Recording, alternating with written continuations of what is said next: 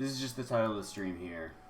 And also, that's kind of one of the main things I want to cover, just because recently I feel like I've talked to a decent amount of people that either have watched soccer before or like used to watch it, and they have no idea that there's as many American players as there are in these top leagues. And I actually saw this here, this website. Basically, this whole entire site here, you can see every single game that'll be on, and it'll even have the network that it's on, which is pretty sick, because it lets you look into if you wanted to try and find some games on the weekend or whatever, or you weren't quite sure when the next person's going to play. That would be a perfect way to see it, right? Now, another thing here, you can actually show specifically just goals and assists on that day. Like, this is the first site that I've seen that has done this, and has done this specifically for Americans without having a bunch of extra bullshit around it, right? Which is really sick. I love seeing stuff like this because it shows that there are people that are out there that are interested. There are people out there that care, and it's set up in a way that you can use it as somebody that doesn't really know what to look for, right?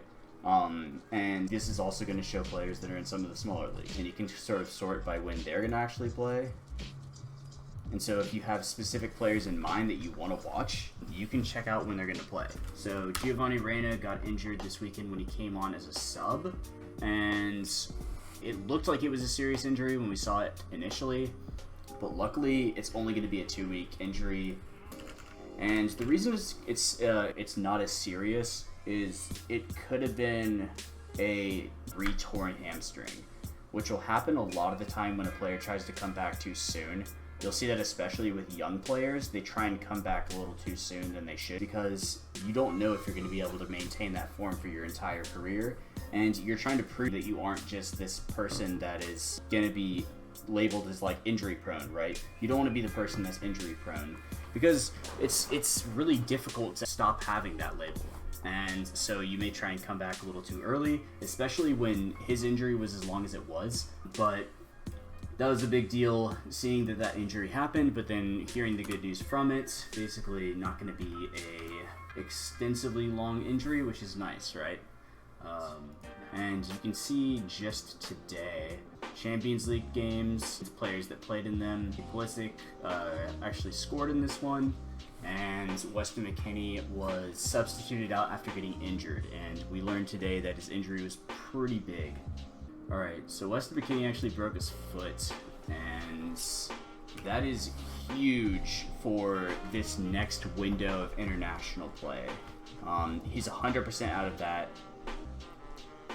8 to 12 weeks, I mean, that's a pretty decent amount of time, which is very bad for the US, just considering that he's like one of our main players. Alright, so who's replacing him? So this is our squad here. This isn't actually who we play with, but this is the squad that I have going on right now. Squad theorized, whatever you want to call it. And who are we replacing? One of our center mids that has looked the best out of almost any American recently. Who are we subbing him out for? I think there's merit to putting either Bucio, Aronson, or I guess Musa in there. The most obvious is probably just going to be Bucio into center mid here. I would like to see that just because he kind of fills a similar role that McKennie does. He's more of like a playmaking player that will play those balls over the top, and less of that give and go, one touch, two touch, makes the run as they're running along sort of dynamic play, direct dynamic play. Rather than that, he's more of a service into dynamic play. Now, I wouldn't mind seeing Pulisic actually come back into a midfield position, even though he doesn't technically play that spot. I wouldn't mind seeing that at all, just because Pulisic playing that center mid position is something that he kind of tries to do for the US. It's something that you see him, come back, try and get the ball more, because he feels like he doesn't have the same service that he doesn't feel like he gets the same service that he does on Chelsea, which is a really big deal when you have a player that's that good and that good at playing the position he does on Chelsea. I mean, he scored today in the Champions League. That's a big deal. It's kind of crazy that he is basically feeling as though he has to come back into this role of, I'm coming back to get the ball and then I start the play up and we go from there. It's really hard to make runs off of something like that, which you could literally see him failing to make runs off of a play like that. Now, let's say that's completely out of the question, which honestly it would take a decent amount of perspective for Berhalter to see that and understand that that's kind of why he's playing the way he is, and we can't really expect that out of him, so that's probably not on the table, because it takes a lot.